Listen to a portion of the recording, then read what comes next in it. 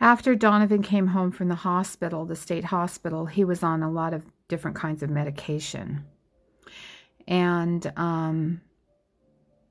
for a while, that medication worked until it didn't.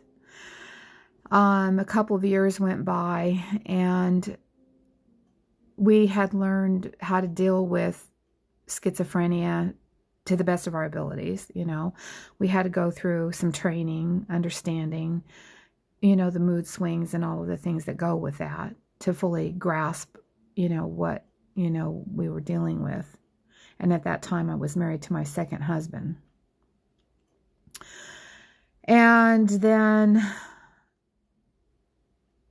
during that period of time, Donovan seemed to do really well. I mean, he functioned well. He smiled a lot. He was happy. He did well in school. He was he was a freshman in high school. And he was doing okay. And then as time passed, like after the first couple of years, he started getting lethargic, and his self-esteem started going down, and he had a really hard time thinking. He was sleepy a lot, and it got to the point where I had to pull him out of school because the meds were just not working. And so I don't know how many of you have a family member or are schizophrenic, but I'm certain that you probably had the same thing happen with your family member, or did.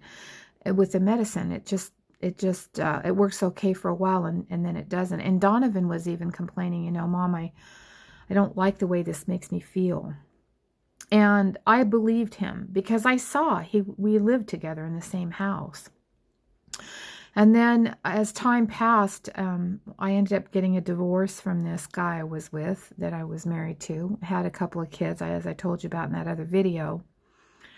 And that guy, it was a very violent marriage, to say the least. It got really bad towards the end.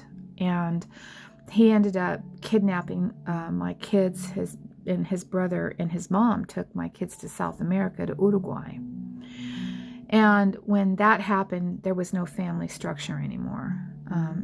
And so Donovan, started utilizing alcohol and off the street drugs. And that was about when he was 17, and things got really bad when he turned 17.